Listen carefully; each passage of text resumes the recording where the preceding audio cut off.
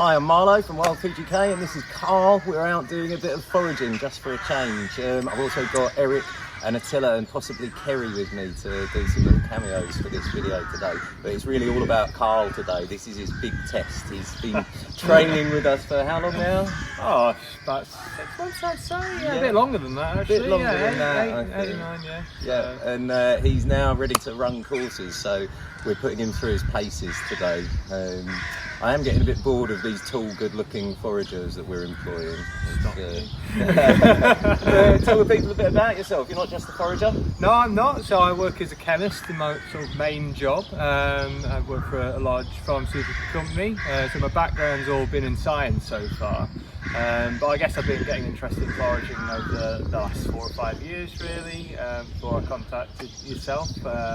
To get a bit more in-depth knowledge. It does mean that we're learning a bit more about all the chemicals that are in the plants and the mushrooms that we've been picking for many, many years. No bad surprises yet. Our rules are still all holding true, as far as I know. Yeah, they seem to be. I'm really interested in getting that connection to my knowledge in chemistry and understanding the plants as well. So I'd like to sort of build more and more into that crossover of knowledge bases. Yeah, and where are you going to be running courses for us? So I'm going to be running courses in the northwest mainly, and sort of into the Midlands, I guess. So yeah, around Manchester. I've lived around Manchester for a while now, 20 years.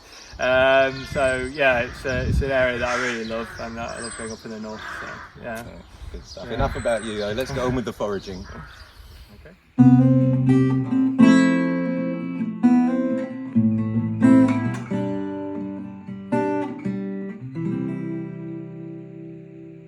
Hi, we're here at Drovers at the moment, and this is a nice bit of woodland here, and at our feet here we've got some pignuts, which is a member of the Apiaceae family. They have this rather delicate foliage compared to some of the other Apiaceae, like the hogweed and chervil. It's got a very delicate flower as well at this time of year. When it's younger, this foliage can be a bit different. So if you compare between this on the flowering stems to this foliage here before it's flowered, you can see that there's variance. Now this is a plant that we're actually looking for its root, or a nodule on its root. So it's called pignut because it's got a small nut which grows off of its root. Eaten by wild boar, I imagine, which is where it gets its term pignut.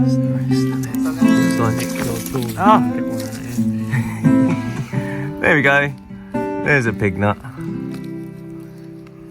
Slightly mashed up pignut, but tasty nonetheless. Yeah, I went for the wrong spot. Yeah, very hard, isn't it? Apparently, you're supposed to pick a pignut in spring for the person you love. So.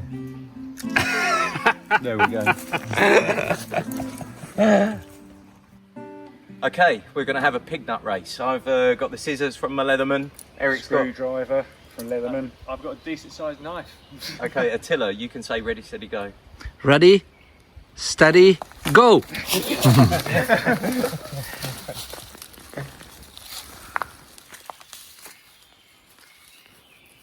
Winner! Oh. I've got the tiniest pignut in the world though. I haven't even got a pignut. No, I don't know. Are you digging up hemlock again? Looks like it. Right, I'm going to have to change pignut. Yeah, I might do the same.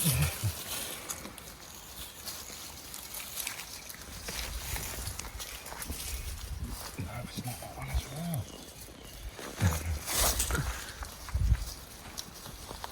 Yum, this pignut's really tasty. Mmm. Damn it, beach kernel.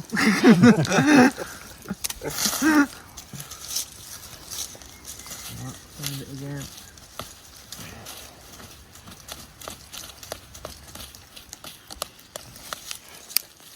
Oh my word.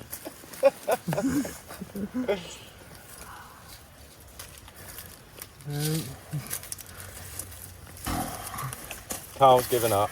I haven't given up. I'll do one more, but then I'm giving up for sustainability. I think you're only allowed 3 tries. Snapped him. No, giving up on that. Oh well, look, if the nut's in the ground, it'll grow again. You're just smug. Oh. No. Oh well. Yeah, give up. There you go. The lesson you have just learned, everyone, is that digging up pig nuts can be quite a variable experience. Yum.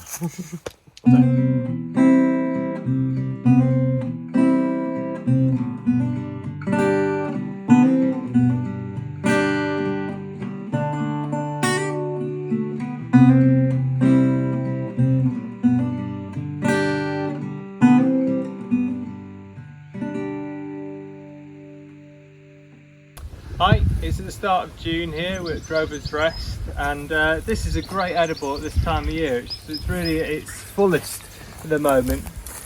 And this is three-cornered leek, and is a great edible, but unfortunately it's rather invasive. It's Schedule 9 on the DEFRA list, Wildlife and Countryside Act, and that basically means we don't want it. It's a Mediterranean plant, and in its natural environment it's kind of cut back to being less invasive by the drier summers, so it kind of restricts its growth, whereas here in England it's obviously much wetter and it's able to run riot. But it's a fantastic edible. It's like every other allium. It's got that strong allium taste and smell. So it's a really key identifier, is the smell of this. The leaves is where it gets its name, three-cornered leek, as it's got this prominent vein running down the back. It's a three-cornered leaf. You can see that there. When it's coming into flower, we've got these little green stripes running down the centre of the petals.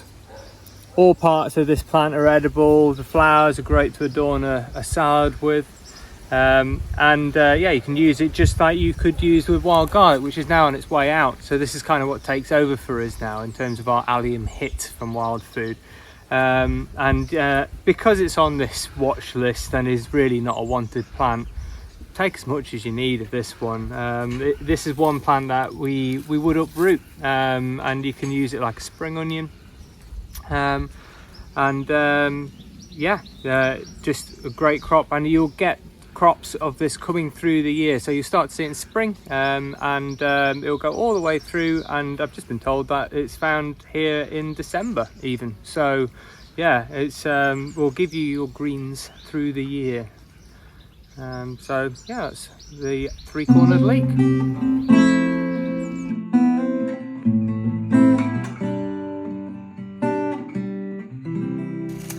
So it's been dry for the past few weeks, and most mushrooms have gone to ground. They're just not enjoying our warm start that we've had to June this year. I do hope it rains soon. But there's one little genus, or one section of a rather big genus to be more precise, which doesn't mind it a bit hot in summer, where we've got a Rustular.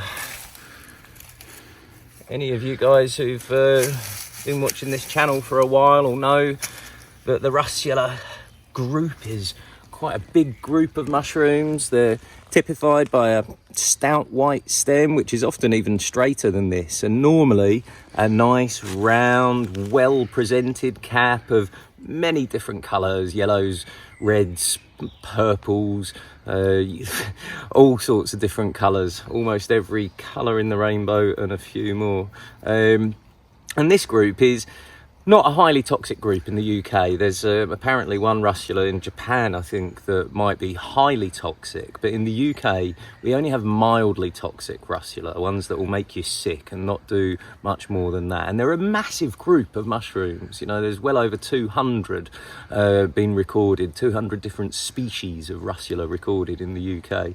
And because of that, they're a great mushroom to get, a great group of mushrooms to get confident with as a beginner forager, because it just means that almost every foray that you ever go on has at least a little bit of success, because when there's no chanterelles and there's no porcinis, there is always a Rustular around. Now, when you know you've got a Rustular, which is, as I say, typified by this stout white stem, there's some that have a slight reddening to the stem and slight yellowing, but generally they look like this. Nice white gills, but again, there's some that are slightly off-white, and many different coloured caps. Now, there's 2 tests to do when you know you've got a Rustular. Well, first of all, just to prove to yourself you've got a Rustular, the stems are unusual. They snap like chalk, so...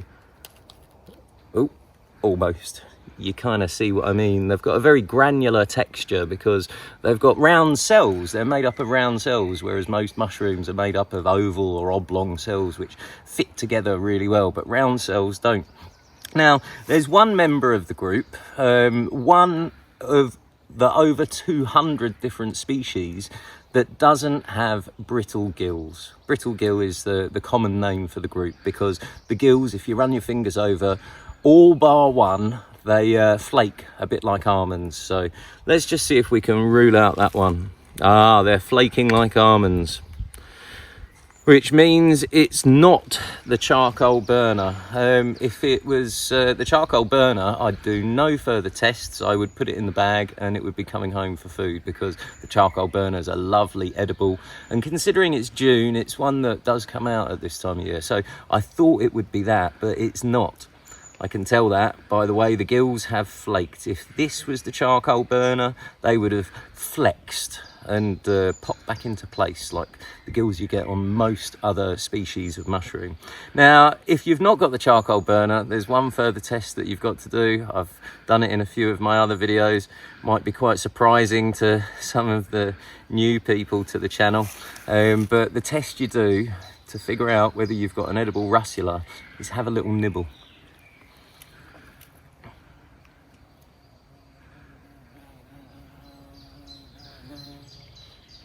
Chew up some of the flesh, leave it on the tip of your tongue, and don't do it fast. Wait about 20 seconds or so. And yeah, I can safely say this is an edible Rustular. The reason I can say that is because all of the ones that will make you sick also burn your tongue like a piece of chili. Now, I don't know exactly which species this is, but the nibble test has told me A, that it's edible, and B, that it's quite a tasty mushroom. Some Rustulars don't taste so good, so the nibble test serves 2 purposes. This is not something for a complete beginner to do though. I've just nibbled a wild mushroom, but I've been foraging mushrooms for longer than I care to remember. There are some lookalikes for the Rustulars, particularly certain members of the Amanita genus. If the ring on the stem has disappeared and the egg sac at the bottom of the stem has disappeared, then they can look very much like a Rustular, and that is the genus that contains the death cap. So what I just did is something that I think, if you're confident IDing the Rustular group, you should try for yourself. Until you're 100% confident doing so though, don't nibble wild mushrooms. Let's see if we can find something else.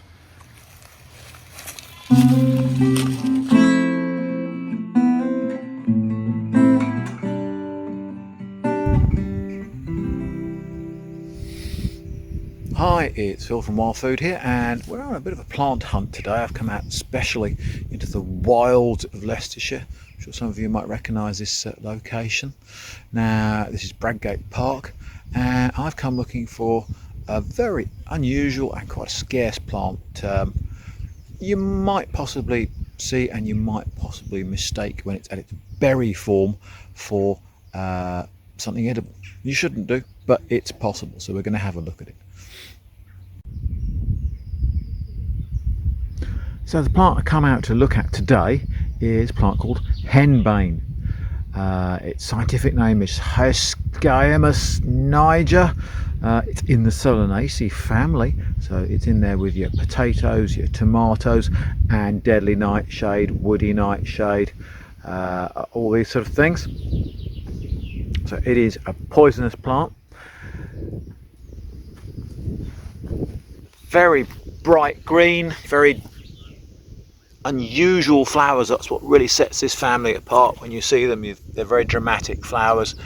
Here we are, sort of creamy coloured with this sort of network of purple veins on them. Very, very unusual, very distinctive flowers. It's a little bit breezy today, so we're getting a little bit of vibration, but we'll cope with that. There we go. Very unusual flowers, very, very hairy. Certainly on the higher part. As you go down, there's slightly less hair. It's a very sticky plant as well. When you touch it and move around it, do things with it, there's quite a lot of stickiness involved. Now the seeds are set within these sort of capsules, or the fruits I should say more properly. They're within these sort of capsules. You can just about see into some of them. Yep, there we are. Green sort of berries. And when you cut them open, they look a bit like a sort of tomato inside, which is not a surprise seeing as they're in that family. Over the years, it's been used in all sorts of medicinal and psychoactive ways associated with witches and raising demons and devils and talking to the undead and all that sort of thing. But basically regarded as being very, very toxic. You can get some extracts of it. It is grown in some places. But our main concern about it here is it does look like those leaves could be mistaken for the amaranth family, including fat hen and goosefoot. But we've got very, very distinctive flowers on there. Your amaranth, so your spinach, goosefoot, etc. have only tiny, tiny little flowers, look a bit more like a nettle sort of flower, not these enormous, beautiful, stunning flowers that we see here on the Solanaceae family. And quite unusual in the fact that the sort of leaves hang down, and then we've got the flowers and the seeds and the fruit on top, which is quite an unusual way, whereas our fat hens and goosefoots are more upright and the leaves sit around the stems. So henbane, one to be aware of. Probably not going to come across it. It's unlikely you're going to come across it, but don't go thinking it's a fat hen or a spinach, any of that sort of amaranth family. But a striking plant nonetheless, and well worth knowing about and seeking out if you've got any near you.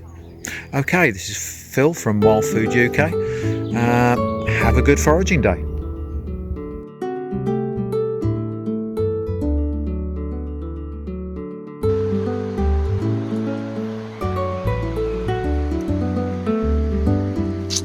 Hey, so it's a bit later in June now. I think it's June the 21st, and we've had some rain finally. There's been some thunderstorms and some overnight rain, so all of the soil around is more moist. I was a bit worried the thunderstorms had just hit and everything would run off into our beautiful River Wye, but we've had that sort of constant little bursts of rain, which is what I want to see in June, because when you get that in June mixed with some humid weather, you can go looking for my favourite June mushroom, and one of them is just down here. So you might recognise this spot. I've done a few videos along this cliffside before, and what we've got here is one of our Chanterelles, one of the Candeliana, which for me are the nicest June mushroom that we get in the UK. So how do I know it's a Candeliana? I've shown you plenty of times before. The gills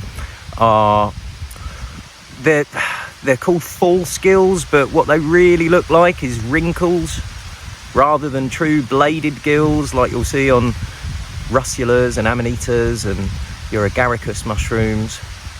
And the next thing is most of them are quite yellowish, but when you cut them in half, the flesh, as you can see there, is white. Now if you've got those two features, then you've got one of the Chanterelles. There's a few that we get in the UK. So the most common one is probably the Candeliana cibarius, but it looks so much like the Candeliana freesii that we're not sure what we're finding quite a lot of the time. Could be one, could be the other. The freesii is normally a little bit smaller, but to the sort of average forager's eye, they look incredibly similar.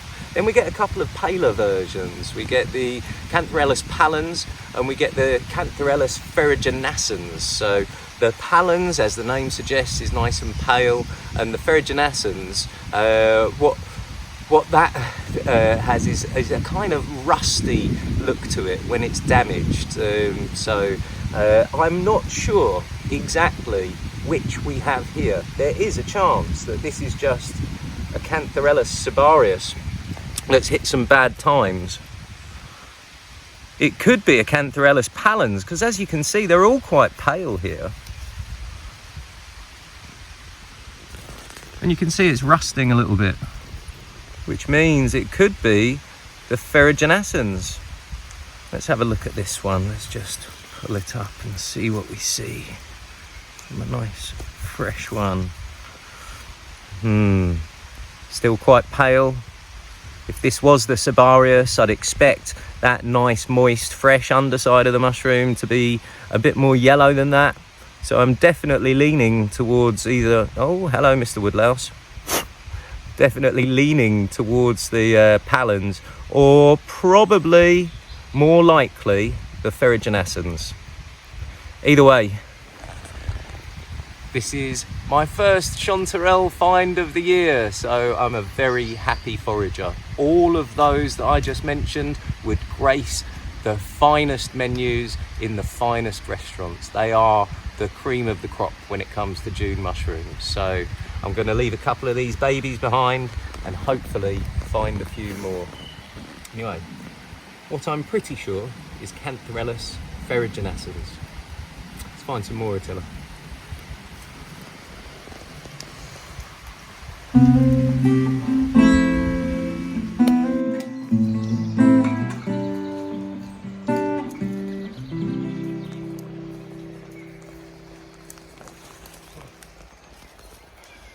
Hello, yes, our next Chanterelle spot. I've got a hawthorn bush where I'd prefer it not to be. I've got a yew tree in my face and I've just been clearing some ivy.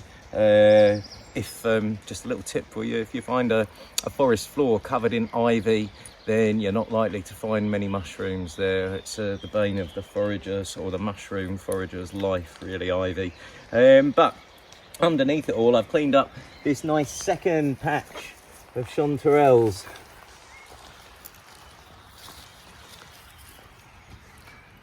A bit brighter yellow, but some of them, as you can see here, have become pale. So I think possibly these came up just before the rain.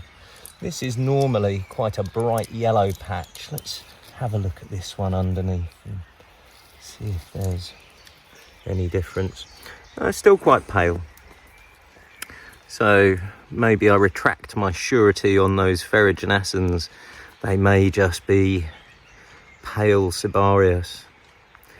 Again, as I said though, I just do not care. These mushrooms are my favourite June mushrooms and worth risking life and limb for, if you ask me. This could be classed as extreme foraging, I suppose, but it's going to get me a bag full of Chanterelles. I'll just show you again. Yellowish on the outside, white in the middle. Full skills.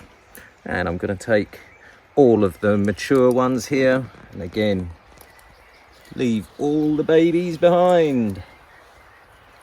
Happy days. Although I will say one more thing, actually. I know that along this ridge there's at least another 10 Chanterelle spots, and we've only found a couple of them in fruit. I'm a little bit worried about this spot this year because we had our drought, our 40-degree heat last year, and this is a south-facing cliffside, so it would have caught the brunt of that heat, and the trees up here really suffered. I'm hoping that the Chanterelles that live, or potentially lived, along this bank haven't suffered due to that drought last year. I'll let you know later on in the year, because I'll almost definitely do another video here at some point. Anyway, just going to collect these Chanterelles, Attila. Do you want to creep yourself to a safer position? Yes. Good, good. You do that.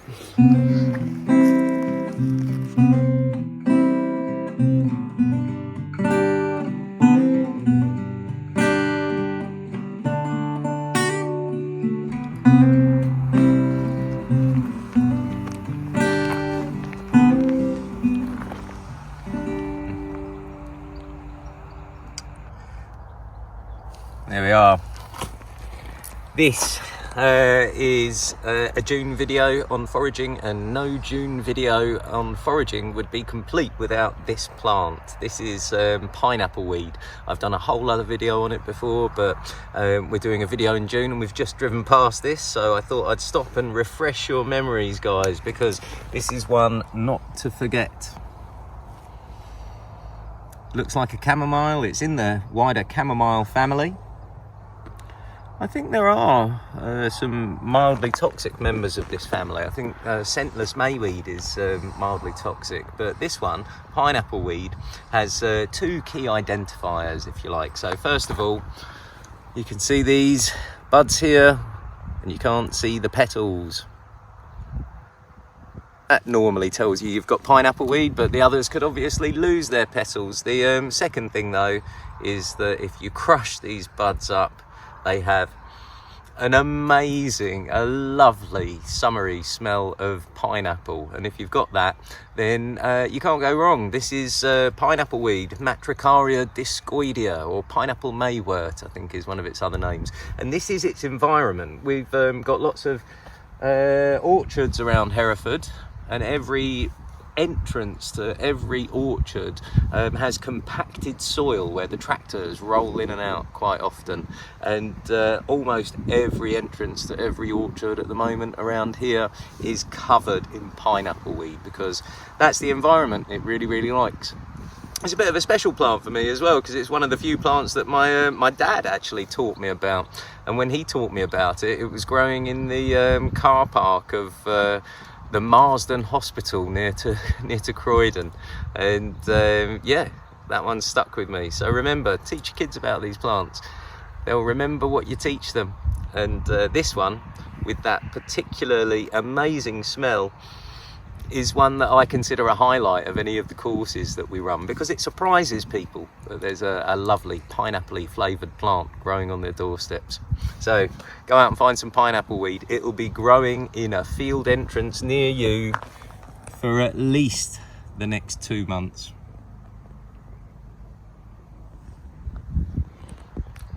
Let's go and see what else we can find.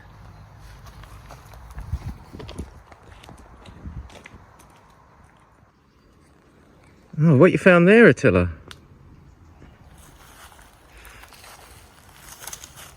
Something a bit smelly. Wow. Yes, that's a stinkhorn. Yeah, we see lots of these. Phallus impudicus. Yeah, shameless phallus. Eaten in its egg stage, quite widely in Europe, but yeah, not one when it smells like this that I find in any way appealing.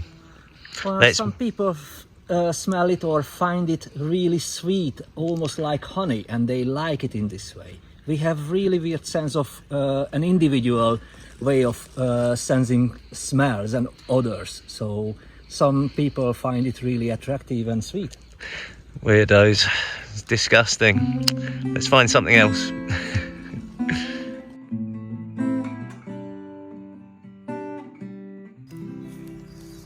All right, here we go. Another nice little find, although they've seen better days.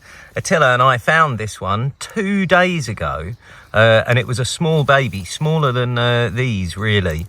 And in 2 days, it's managed to grow that much and get kicked over, unfortunately. These are another June highlight for me in the mushroom world. These are our summer ceps, belitus reticulatus. Now, if you see there, let's wait for the camera to focus. You got that, Attila? Yes. So that reticulation, that netting effect, is what we call reticulation.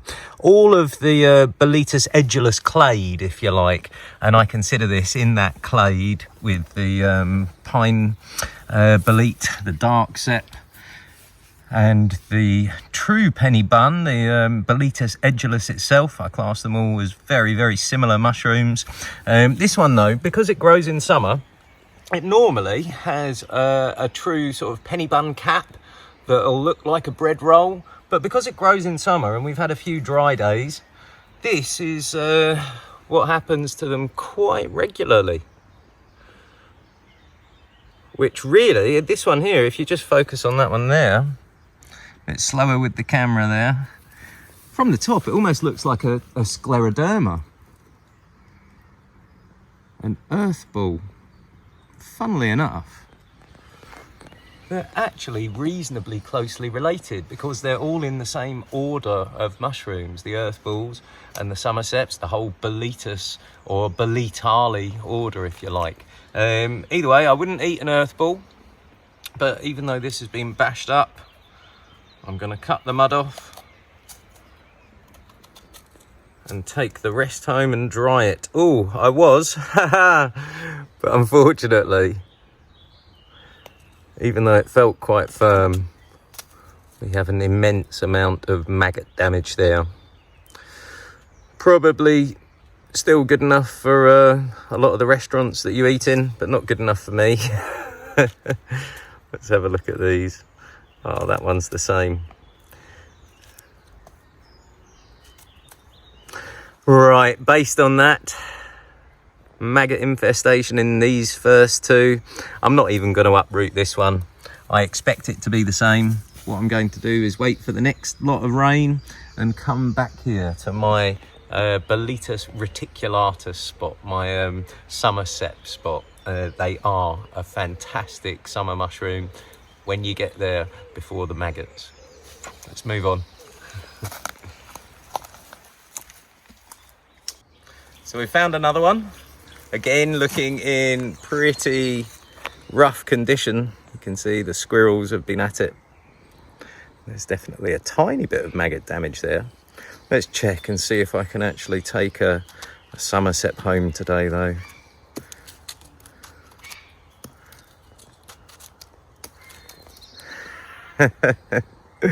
Not today. I'll just have to enjoy the views.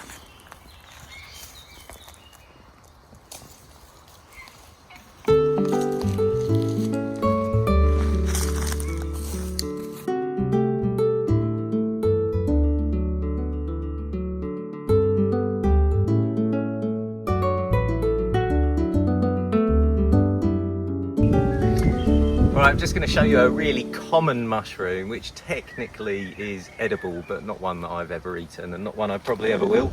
Come on down here, Attila. You see this tuft, this clump of mushrooms all growing very closely together. You can see the spores are clearly going to be a dark colour because of the staining that you can see everywhere on the mushroom. But they're mainly pale, and over here we've got a nice healthy mature adult which hasn't had any damage or spores from its kin drop on top of it, and you can see they're very pale mushroom. Now this is a mushroom that used to be in the Chanterelle genus. It's now been moved over into its own, I think, genus all by itself, lonely mushroom. I think that's candeliana now, and it's candeliana candelamyces. So let's have a look under the cap, and you'll see those almost agaric colour gills, which will get darker. And if we looked at those more mature ones, you could see they were darker, plus they'd almost started to look like ink caps in the way that ink caps deliquesce and the cap kind of ends up melting into black. With those other ones, it's just the spores getting everywhere on this pale mushroom. Now the Chanterelles, known as the brittle stems, you can see that's quite a brittle stem. The gills aren't brittle like our brittle gills though. And although it is, I think, technically an edible mushroom, it's not one that I recommend you guys eat. It's a saprophyte, or a saprotrophic mushroom, I should really say. It grows where there's fertile ground and lots of detritus, from my mind, almost any sort, because I find it in lots of different places. And you can tell by all the nettles and hedgerow growth that we've got here that there's plenty of nitrates and other things in the soil around. So, the pale brittle stem, I think is its common name, Candeliana candelamyces. Although it's quite a reasonably large mushroom, It's not one that I'd recommend, though you wouldn't hurt yourself if you gave it a try. Let's see if we can find something better.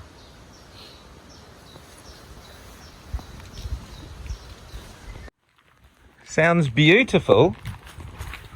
Yeah. Oh, look at that. Looks like an orchid. It certainly is. I don't know which one, but It's we the have it's this the one here. common spotted orchid, Attila. Okay. Beautiful.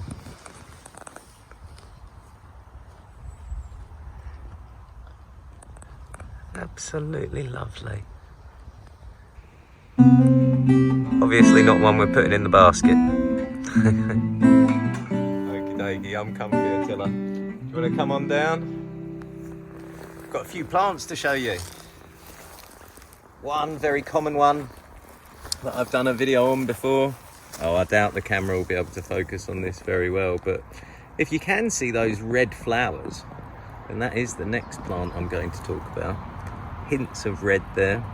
They've dried out a little bit. It's a very close relative of this plant, our commonsorrel. As you can see, this one, our commonsorrel, Rumex acetosa, gets a lot taller than the one I'm about to show you. And there's no, well, it's very green on the top rather than red, although I do see commonsorrel with quite reddish flowers. This is our commonsorrel with its arrowhead-like leaves with tails that point down. Sometimes you get 2 or 3 of those. It does contain a trace amount of oxalic acid, this plant, but it's one of my favourite salad plants. Has an absolutely lovely lemony stroke apple peel flavour with a hint of bitterness, I'm not going to lie, but a nice sweet dressing on top of your sorrel salads is a lovely thing. Over here we've got its very close relative. This is sheep sorrel. I'll show you the difference in the leaves. Let's get one of our common sorrel leaves and show you. They're normally a bit smaller, as you can see on the common sorrel, Rumex acetosa. The points point downwards. With our sheep sorrel, Rumex acetosella, the points come out normally even a bit more horizontal than that. Let me see if I can find another example. There's a good one. Hello, Mr. Bumblebee. So the points come out horizontally, and that's described as a halberd shaped leaf. Halberds were medieval pike type weapons, and that was what they looked like on the top. Now this is just as edible, with almost exactly the same flavour, but I find it to have less bitterness than the common sorrel. So I actually, of the two, prefer sheep sorrel. And they're both very safe plants. You know, with this leaf you have to be aware of lords and ladies. And also, to an extent, meadow bindweed, which is a leaf that's very similar on a trailing plant, whereas common sorrel always grows directly out the ground or off of its flowering stem, rather than on a trailing stem. So, yeah, both very safe plants, both great salad plants. Just because of that oxalic acid content, don't overdo it with them. Don't do a half pint of sorrel juice every morning for a week, because the oxalic acid in massive quantities or large quantities can give you kidney stones. But I think there's more oxalic acid in rhubarb, weight for weight, than there is in sorrel. There's a couple of other nice interesting leaves here. We're just coming to the end of our oxeye daisy flowers. Basically the big daisies. You stay there, I'll just grab one to show you. Like I say, big daisies. Daisies on steroids. And these leaves are the oxeye daisy leaves. Obviously much easier to identify when the plant is in flower. But these, though they're not as tasty as the sorrel, they will happily go into my salads as well. And they grow in abundance. They've got quite a unique flavour. I can't really describe it, so you're going to have to try that one for yourself and see what you think. Then one more June plant. In fact, it's an all year round plant, but it's a plant that I think you guys should know about for June. This is one of the plantains, our ribwort plantain, Plantago lanceolata. And all the plantains, or all the inland species anyway, there's a few more leaves here, have a similar vein pattern, makes them easy to ID. They're all edible, but they're kind of post-apocalyptic food is how we describe them. Not particularly pleasant. Although the flower heads of this one, ribwort plantain, do taste a little bit like mushrooms if you think hard about mushrooms whilst you're chewing them. What this plant's really good for, though, is that it is a natural antihistamine, or it has antihistamine effects for sure. So if you're someone that suffers from hay fever on those high pollen days, this is a plant to go for. It has no drowsy effects, and you can eat it to help alleviate your hay fever symptoms. So a very useful plant to know through summer. It's also got a few other properties too. So I've got a few of the leaves there. I'm just going to roll them around in my hand just for a little while, add a little bit of pressure, and then hopefully, there you go, a bit of a squelch, and there I've got the sap out. Now that sap is the antihistamine. Apparently it's a mild antiseptic, and it's also an emollient. So what that means is that the sap will soak into your skin, and it takes with you those antihistamine and antiseptic properties. It's apparently good for alleviating any kind of insect bite. I use it on stinging nettle stings, and I find it to be much more effective than dock leaves. So within a square foot, 4 interesting little plants, and quite a few more that I haven't even mentioned. The highlight here for a forager, though, is definitely the sheep sorrel, or the red sorrel, that's its other common name. So there's a dinky little one. Just remember those halberd shaped leaves. You're perfectly safe with this one. It's great for making soups. It's great to put in your wild garlic pestos. It's great for anything that you want to add a little bit of green bulk to, and they're lovely in drinks as well. So sheep sorrel, one of my favourites. Let's find some mushrooms.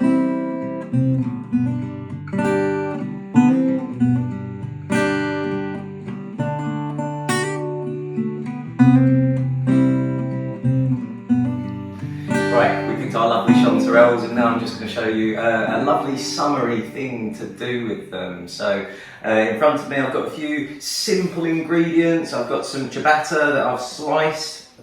I've got about 3 tablespoons of parmesan there, and the zest of 1 lemon, a little bit of sliced garlic, a little bit of thyme, some ricotta cheese, our lovely chanterelles, and then it's just butter, oil, and salt and pepper. And what I'm going to do is a kind of chanterelle bruschetta type of thing, and I'm just going to show you how to do it in a nice summery way. So first of all, we've got our ricotta there, and to the ricotta I'm going to add our 3 tablespoons of parmesan. It's about 125 grams of ricotta there, and our zest of 1 lemon.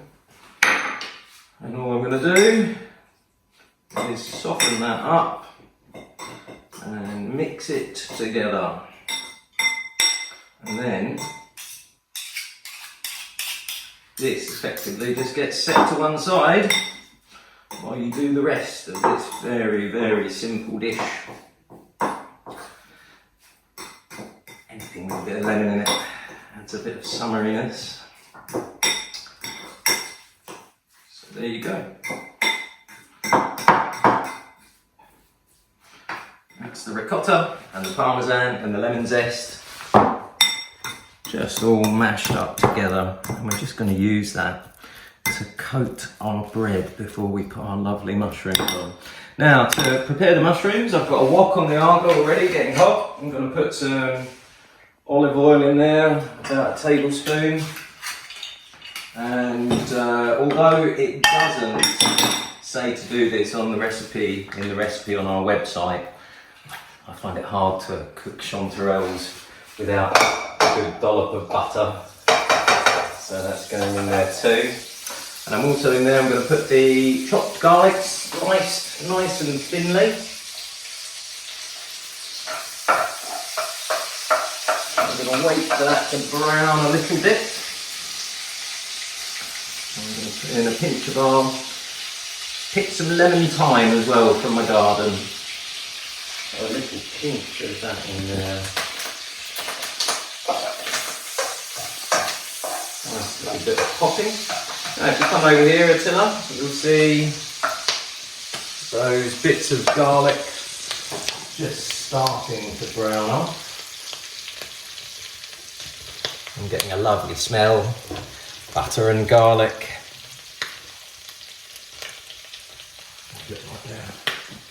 Browning off okay. Wok was nice and hot. So into there I'm going to put my chanterelles. Now that's a lovely big mature chanterelle.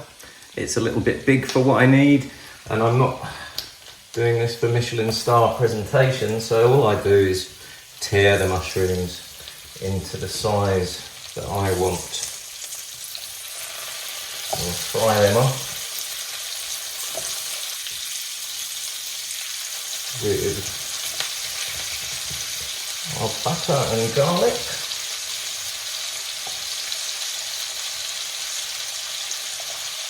Doesn't matter if some break up a little bit small and go crispy. It's nice to have a range of textures. Some are still a bit big and chunky. Then don't worry, it's chanterelles. The chunky big bits taste great. So the rest of them are all about the right size. Whole one. Those in there. Now they're frying off quite nicely. Some of them slightly too big at the moment, but as you all know, mushrooms shrink when they are cooked.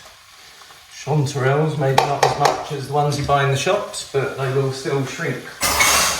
Now, those are cooking nicely, pan's nice and hot.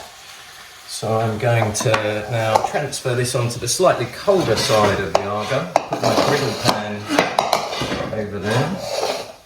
Please use tea towels or oven gloves, try not to burn yourselves. And just to make the bread a little bit tastier, just going to get a bit of butter going on our griddle pan.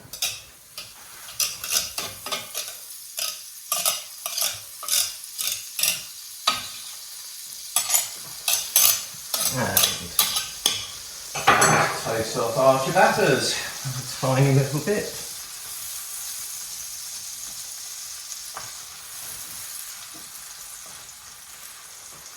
Won't take too long to crispy up on the outside.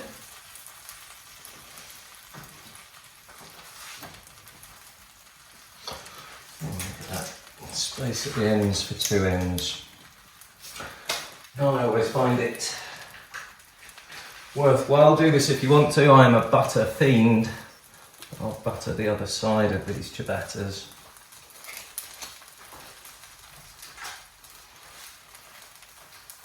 Just loosely.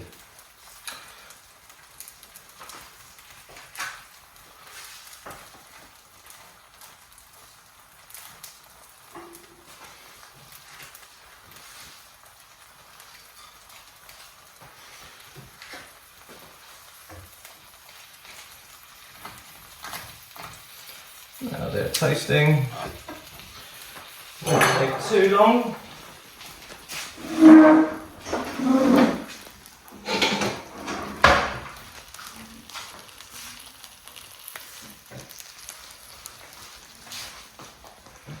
Just going to add a bit of salt and pepper to our mushrooms, and a bit of salt and pepper to our ricotta, parmesan and lemon zest.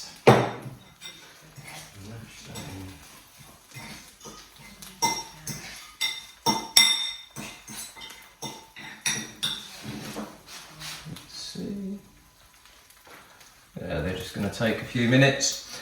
Mushrooms are just going to take a few minutes, and then it's a case of just construct the meal. Very simple, so we'll come back in a minute or two. Right, 5 minutes later and everything's done. We've got our ciabatta there, nice and toasted, and now it is literally just a construction job. So I'll put these here. Picked a nice bit of wild salad to go with it. There's our lovely toasted ciabatta bread.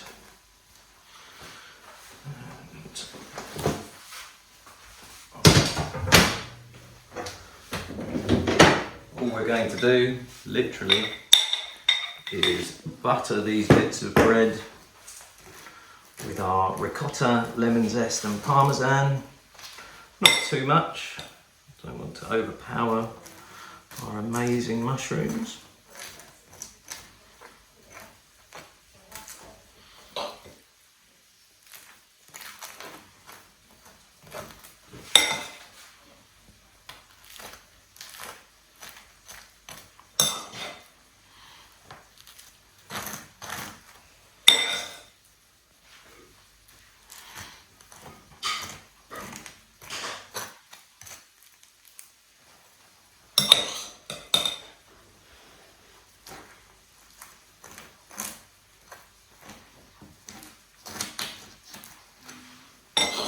Oh, that's quite a zesty one there at the end. Okay. And then lastly, for our lovely chanterelles cooked with a little bit of thyme and a little bit of garlic.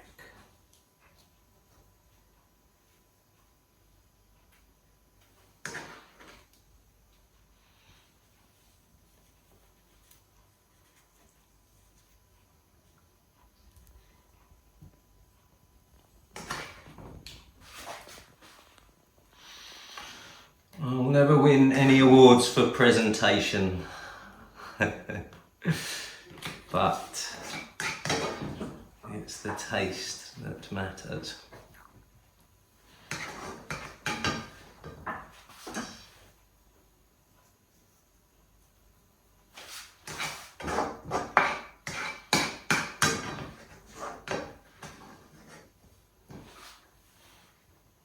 That one at the end there has ended up both garlicky and zesty, so I'm interested to see what that one's like.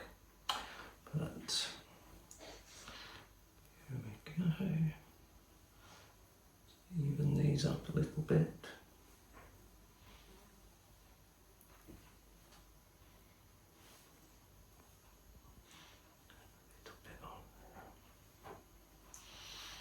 Ooh, don't want to waste those big chunks of garlic.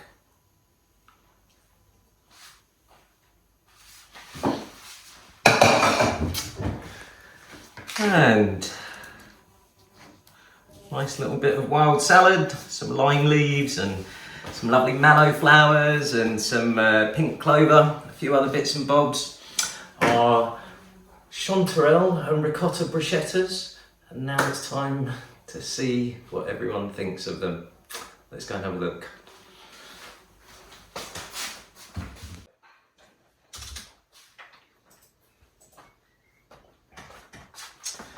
Right, here you go everyone, as promised, a little wild food taster lunch for you. I know two of you haven't tried chanterelles before, so I do hope you like them. This is a bit of a strange summery way of doing them. So what you've got is some ciabatta toasted off, and that's topped with some ricotta, lemon zest and parmesan, and then the mushrooms are fried up the normal way with butter and garlic. And there's the salad that you kindly picked for us, Steph. So we've got Steph and Emma and Lindsay here. The acid test. Let's see how my recipe goes down. Thank you. That's fantastic. Thank you. I want to try that one over there because it ended up very zesty and very garlicky. Wow. See, this is the nervous point in every chef's day. No knives and forks then, huh? It's all finger foods. Go for it.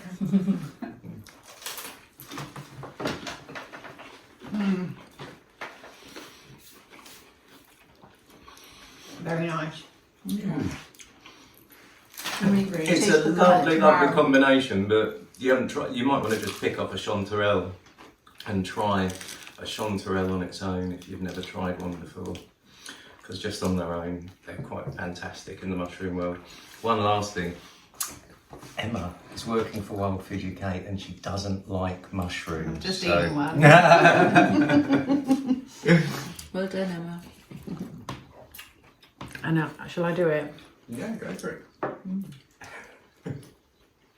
Do you still not like mushrooms? I don't know. As long as my husband doesn't watch it and expect me to cook them, that was quite nice. What do you think of the combination though, with the cheese and lemon and the Together as a chanterelle? mouthful, it's lovely. It works really nicely, doesn't it? Yeah, It's like a nice summery way of doing it. Yeah. Yeah, also actually mushrooms really nicely. Good. Well, enjoy your lunch. Attila, would you like to put the camera down and try some for yourself? After I turned off the camera, yes, lovely. Hey, oh, Lindsay, Attila's actually in the video. Oh no, Attila, what have you done? You've gone and sat down where I can see you. What do you think then, Linz? Yeah, gorgeous with the lemon. Yeah, Lovely. works And, nicely. Yeah, looking forward to following you when you go and find your chanterelle. So I really see this way. You know most of my chanterelle spots anyway. No, I don't. There you go. So is Alan going to be getting mushrooms cooked for him then? Only if he picks them himself. Good answer. Thank you, Attila. You're welcome. So what do you think, Steph? I love it. That's Yeah. brilliant, yeah. Yeah. I'm trying to pick up on the apricot taste or smell, or is that more when they're fresh? It's just a smell, and really I think people over-egg that a bit, because you do get that fruity smell, but only when you've got a bag full of the mushrooms. I find it hard if you just cut one mushroom to get the apricot smell. And I do get a sweeter flavour than with other mushrooms, but not fruity, really. That's just a bit of a myth if you've been told they taste of apricots. I've never managed to get them to do that. There you go. So there you go, that's it for another Wild Food UK video. I do hope you enjoyed that. We made the most of what was the hottest June on record. I do apologise to Carl and Eric for calling them losers, but guys, you're just going to have to get better at digging up pig nuts. As you can probably tell, it's a bit duller today, so the weather's changed and it's got a bit colder and it's got a bit wetter, so I expect to be able to do some more mushroom videos over the rest of July. And in the meantime, Bonnie is going to keep eating cake.